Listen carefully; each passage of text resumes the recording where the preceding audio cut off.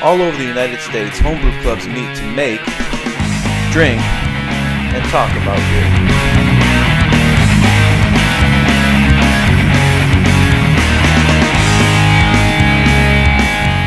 This is the Crude Brew Crew Homebrew Club out of Torrance, California.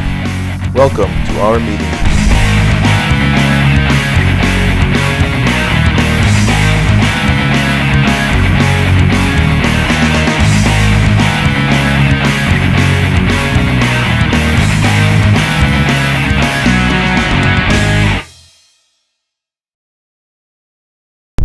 Hey, welcome back to another episode of the Crude Brew Crew. Today we're at Monkish Brewing Company in Torrance, California, and we're actually having an event today.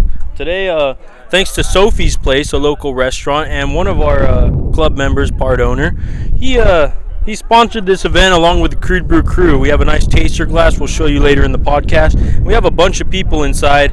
They're getting going. We got the tasting going on, the brewery tour going on, and we got the interview with Henry Nguyen later, who's the owner, founder, and brewer here at Monkish Brewing Company. So come take a venture here and join us for this ride. It's a blast.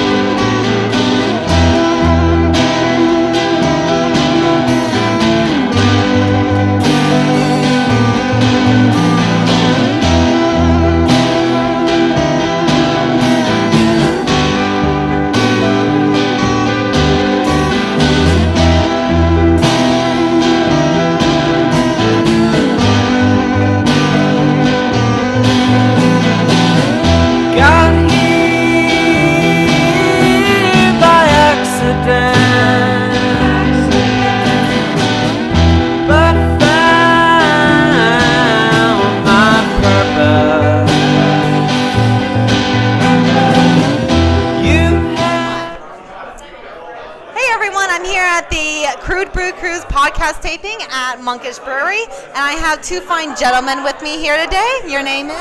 Devin. My name is Maxim Medvedev. Very nice to meet you. That was really long. Devin is actually a member of Crude Brew Crew, and he currently has a beer brewing with us right now. Which one is it again? Yes, that's right. Right now, fermenting is my sour watermelon wildfire wheat. It's a lambic. It's a sour, so it takes a long time to ferment. It won't be ready till March. I'm looking forward to it for spring break. So just letting me know what's going on with the brew, with this Monkish tasting. What have you guys tried so far? So far, we started off with the Feminist. It is a triple with hibiscus. Very good. We enjoyed that a lot. Then we went to the Sueño de Los Angeles, which has prickly pear in it, and that was pretty sweet. Had a little bit of fruity back on it because of the prickly pear, obviously. Very good as well. And right now we're on the Red Table, which is what we're having right now, which is an amber with pink peppercorns in it, and it's very good. It's definitely an amber. I like the amber flavor it's got. Beautiful. And I understand that you're new to like brew tasting and stuff like that. So what do you think of today? Well, generally, I'm very impressed with the overall beer quality that you've got here in America. If you understand where I'm from, in northern Russia, Murmansk, we have what you call it, Mirsky Atomsky. It's a nuclear radiation. So our waters very much has this taste of radiation. So it's very good here. Any beer you drink is free of radiation. Delicious. It's very good. That was better than my German accent on the last podcast. All right, cheers. I'm going to let you go continue on to drinking while I go around and talk to some other people. Hi. Hi. Hey, what's your name? Chris. Matt. Jen. And what do you guys think so far of the beers you're tasting? What's your favorite one? I just got on my second one. This is a Feminist. It tastes good. Yeah. Which one did you just finish? I had the Sueño de Los Angeles, which was made for LA Beer Week. So it's prickly pear beer. Delicious. And you gorgeous. I love how we have another blonde here, by the way. I'm totally supportive of that one. You do need to drink more, though. It's a Feminist. So, yeah. Haven't even tried it yet, so. Yeah. Pressure's on. Yeah, she is a feminist, so. Oh, yeah. All blondes are. It's good. Yeah, it's crispy and it's light. It doesn't have like a backwash flavor. It's good. Awesome. Table on you. What are you guys doing this for? I've so far am 3 in. I've done Feminist, Sueños, and Red Table, and I'm waiting for something hoppier. I'm a hoppy girl, so I'm waiting for something hoppier. So You know. I like stouts. So. Loving this blonde thing. Loving it. All right, we're going to go over here to some MC to me, please. My name's Janice. Anna. She is fantastic. She is the owner of she is the owner's fiance. Yes. Of a fantastic gastro pub in Riviera Village, where I live. So, Beautiful area. Oh, I love it. What are you drinking right now? I am about to drink the Anomaly. Yes. I haven't tried it yet. Let me let you know. Dun dun dun. It's very good. Dark, chocolatey, tasty. I like it. Creamy, I saw a little creamy on there. Yes, it's very, very good. She's a professional drinker with her husband and stuff like that, so I trust her opinion a lot. It is She very, has very a- good if you like dark beers. She has a great palate, I can tell already. Well, speaking of awesome people, here's your fiance behind you. Hi, I'm interviewing for the podcast. He is the owner of Sophie's Gastropub, which is a phenomenal place. I recommend their baked macaroni and cheese. I do It's too. awesome. I do too. Great minds think alike. With jalapenos though. You gotta get jalapenos. Very true. The spicier the better. Oh, I love the spice. So, what are you trying right now? Oh, I just finished the sueño. That's an Sueño empty de la- glass. It's an empty glass. All right. Which means I need to refill right now. Very true. Do you have any monkish at your gastropub right now? Not right now. I just talked to Henry, and yeah, I love the False Prophet. They just started pouring the False Prophet, I think, this morning. It's fantastic. It's an amber, a Belgian amber that's been dry hopped. It's so good if you haven't had it. I will definitely try it and look forward to maybe someday being on the menu. Absolutely, absolutely. I love it. I'm putting you on the spot, by the way. And the man who makes all things possible in life, Noel. Hi. Hello. This is Noel. He's the president of the Brew Club, which, by the way, awesome. I'm glad he started it. Do you have anything to say for today? Yeah, I like to be called Mr. President. You get that once. That's it. I will call you Mr. President once. Okay. So, Mr. President, what do you think of the turnout we've had for today? I think it's great. The place is full, and there's a lot of people liking the beer. Monkish is a great brewery, and it's a lot of fun. Spoken like a true Mr. President. You got it twice now, so you're good.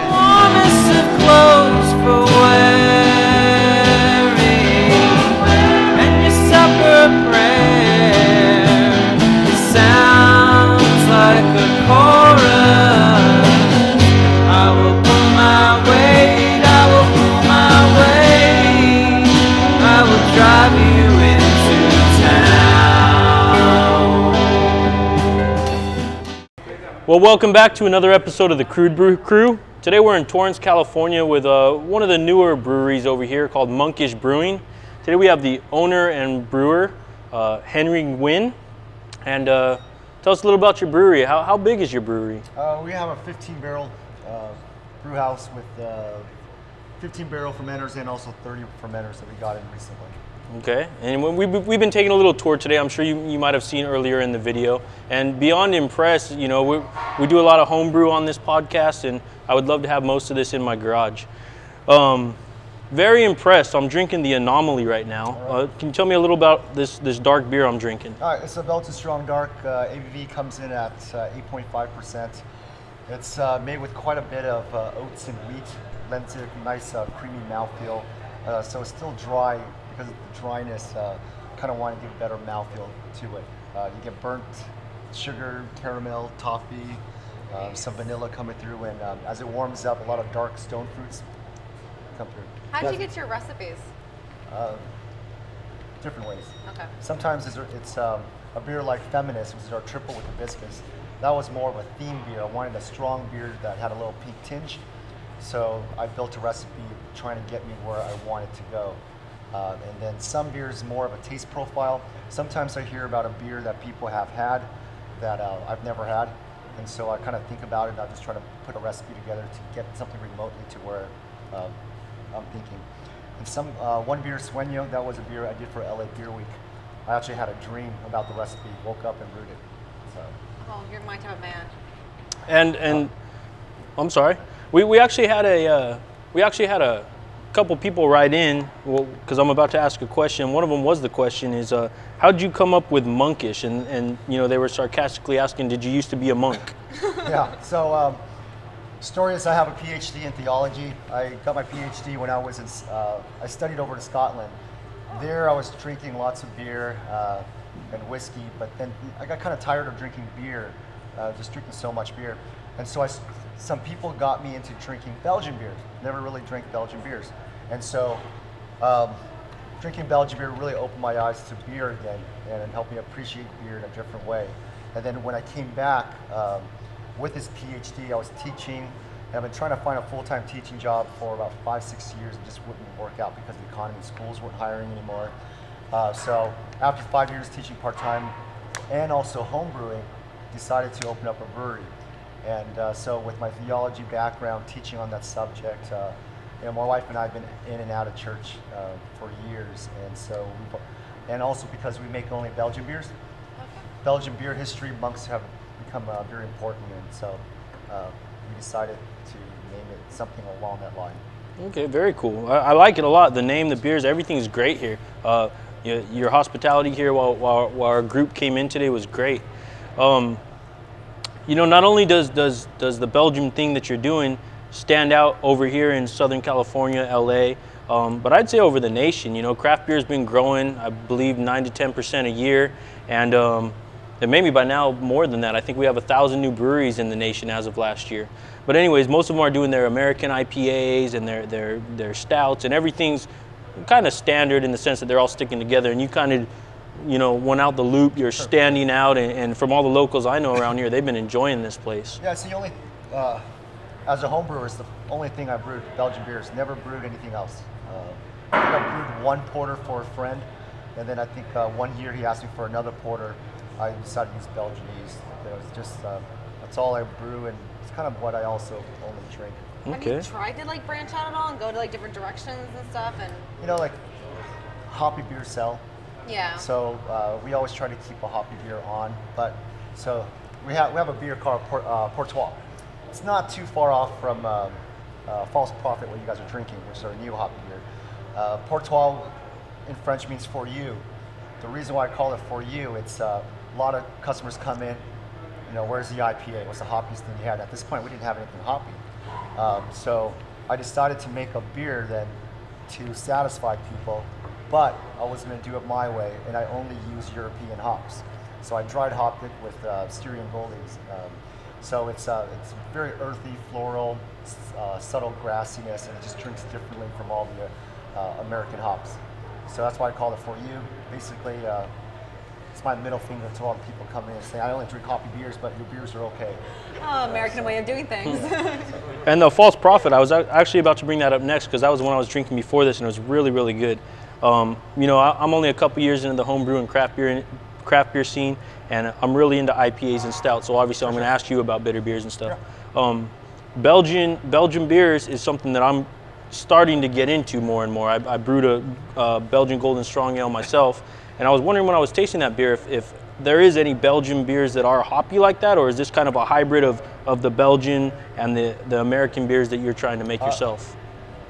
There's a lot of hoppy Belgian beers. Okay. But I would say that most hoppy Belgian beers, if you have Orval is a very well-known monastic beer. That beer is using Styrian Goldings or sometimes East Kent Goldings for the dry hopping. That beer is very hoppy, but as time goes on, they also add Brett, so it starts getting sour, so it gets an interesting taste. So I really like that profile of that hoppy profile. Okay. But I find that here in the States, Belgian beers that are hoppy tend to use American hops. And for the most part, they're not bad. I'm just not a big fan of it. Sometimes the Belgian yeast esters and the American pungent hoppiness, citrus hoppiness, just doesn't really go well for me. But it does sell very well, and there's a number of breweries that do that. But I would say you don't really find many breweries that are using more traditional European-based hops. Okay. So yeah, I know some accounts they like our hoppy beers because it goes well for people that don't like hops, but it also goes well for people, satisfy people that do like hoppy beers. And also some people that like hoppy beers, it tells them or shows them that hops are not just very similar when it comes to hoppy beers. You can use different hops and get different taste out of it. And then to keep all our homebrewer fans happy, don't tell us anything you can't, but for yeast strains, do you use all the same yeast strain like a house blend, or is No, it we use one yeast. We for use, everything? White Labs 530 Abbey Ale yeast. Okay. For everything. Awesome, very cool. And I probably ferment all the beers in almost the same profile. Oh, wow. Okay. Very cold and just no temperature control. And I got 2 more questions that were sent in. One was from the Brew Club and one was out of state. They asked if you plan on doing any barrel aging programs in the future, if that's coming around the corner or Yeah, definitely. Okay. It's always been 2 things we'll probably incorporate. First is bottling. Our model was to always bottle more so than keg, but it's really expensive to try to do both at the same time. So we chose kegging, especially because we have a tasting room, so we needed to keg our beers, but also LA is a big draft city. And then the second thing we do is we want to start getting our beers into oak, but that costs a lot of money. And now we lease next door, and so because of that, we now have the room to do so. But, so we're just waiting for money. And then along close to that question, another question was with your tap room, if you guys plan on doing any cask ales in the future. We do. Actually, I have 3 pins right now. The idea is to try to build up as many pins as possible. Probably, I would like to buy 1 or 2 pins a month. Okay. Pins are just better for me. I just don't like cask ales over 24 hours. So we'll probably be tapping our first ones soon. I have 2 filled right now. They're Anomaly. One is sitting on juniper berries and cocoa nibs, and the other one is on Handsome Coffee.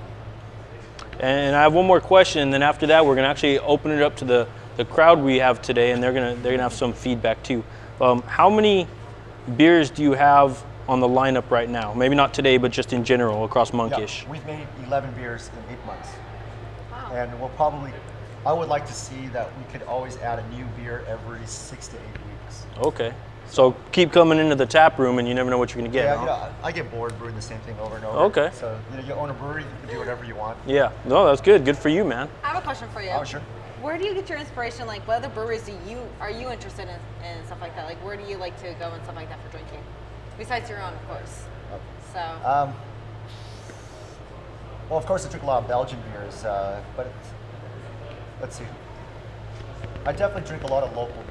Usually when I'm out, I drink local beers because when you own a local brewery, you know what's involved behind every batch of beer. Yeah. So you want to definitely support the local brewery, and so that definitely is good. I really like drinking a lot of beers from Portland these days. Okay. Just they're a lot more experimental. Oh, I like that. One of my favorite breweries is Jolly Pumpkin. I like that one. Yeah. So Yeah. that's probably it. Very cool. Well, before we open it up to the listeners, I just want to thank you for letting us here and letting us hang out in the brewery, and thank you for all the knowledge you've been giving us. Do we have any questions for Henry from Monkish? Just put your hand up. We'll bring the camera that way. Here we go. Your dissertation, did it have anything to do with the how beer relates to hope? No, not at all. No. No. That would have been an interesting dissertation.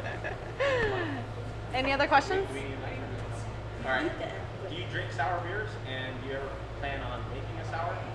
Question is, do I drink sour beers, and do I plan on making sour beers? Yes, my wife and I love sour beers, and we drink sour beers. We drink a lot of sour beers, and we definitely will be souring quite a bit of beers. Our intention probably with bottling is doing a lot of one-offs, very small batches, and selling bottles like certain beers just only for the tasting room. People come in and grab it, that's it, and move on to something else. So that's kind of part of our model for bottling, and especially sour beers. Very cool. While you were talking about ingredients you used for the LA Beer Week question he had, it made me think, is there any ingredients you as a microbrewery would stay away from, such as I heard rye malt? A certain amount of rye malt gets stuck in your mash. And not for me. I'll use everything. Anything? Yeah. Okay. Stuck mashes is a big problem, but a lot of breweries use different things, rice and rye. You just have to accommodate for it, or it just makes a very long brew day. Okay.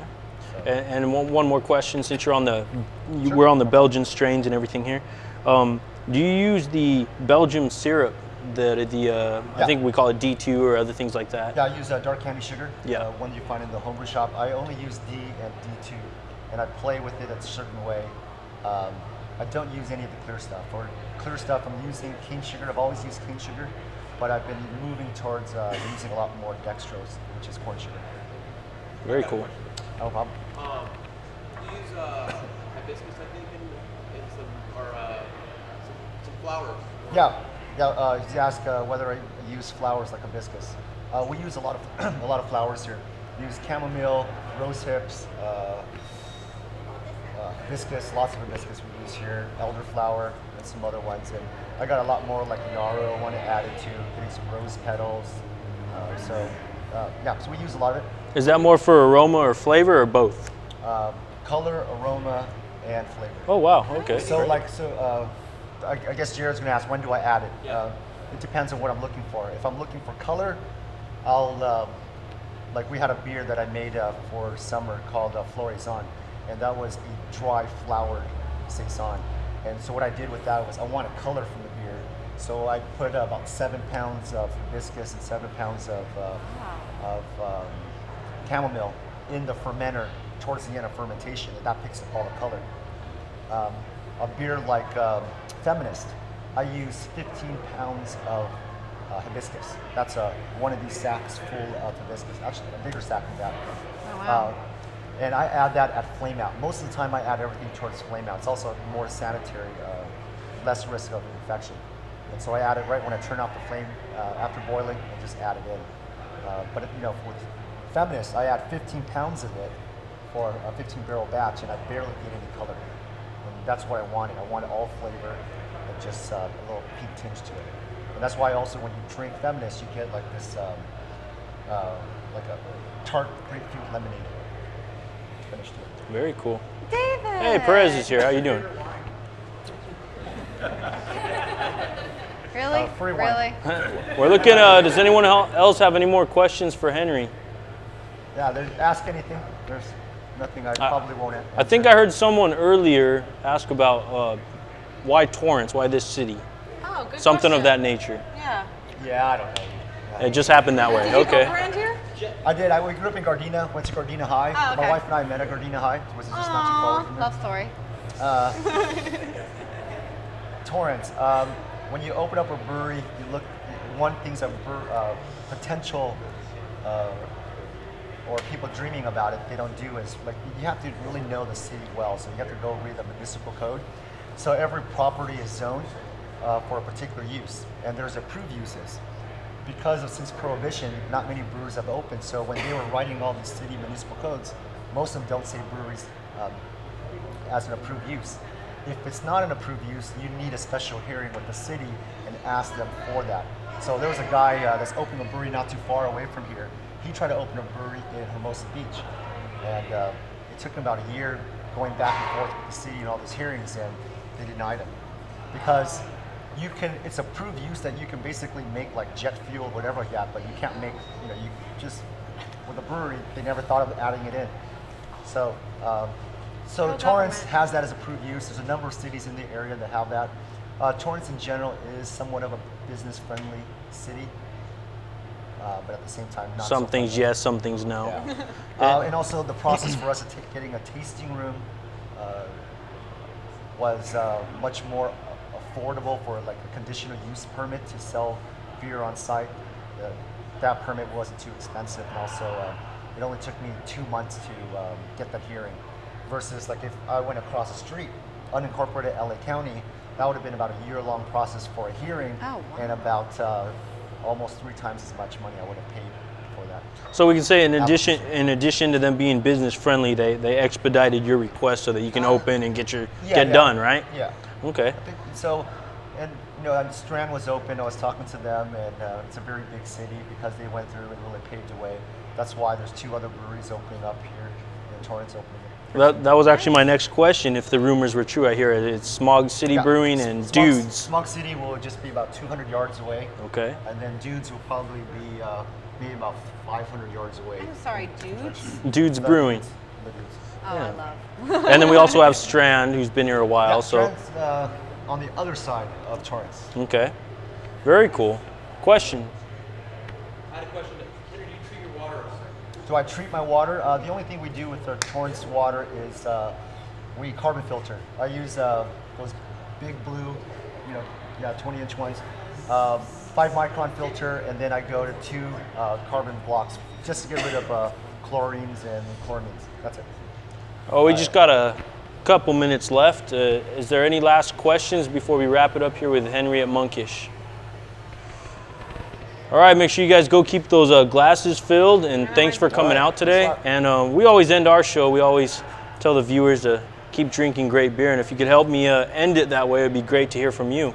So as always, keep drinking great beer. Thank you, Henry.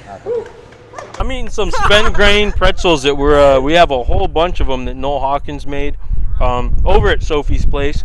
And we're serving them to all the people out here at the tasting. We had a great time so far. We're going to go back in after this and have more of a great time. What do you think of the interview? I thought the interviews were great. I thought we had a great turnout today. I felt that we had a lot of people that just really enjoy beer and really trying to get into the craftsmanship of beer. And pretzels. No, the beer Yeah, clearly you're enjoying pretzels. You want to work out with me later? No, I don't do Want to go running? If I had to work out, Come I'd have to drink so on. much more beer to make up for that. Dude, I'll... Anyways, we'd like to thank Monkish, Pint per mile. the city of Torrance, Sophie's place, and especially Henry over here at Monkish for having us here. We're having a great time. And sorry to leave so early, but we're out of here because we're going to go have more of a great time. Peace. And keep drinking great beer or no? And pretzels. And pretzels. Keep drinking great beer and eating pretzels. I'm interviewing for the podcast taping, and your name is? Linda Vargas. That's my mom. David. Okay, sing a little more of the resemblance now. And you are? If you don't know me, then just start watching because I'm David Vargas from the Crude Brew Crew. Not cocky at all. Not at all. And you are? I'm Henry from Monkish. He's actually going to be who we're interviewing later. Oh. In the main interview, we got to set up. You guys will see. Okay, well, how was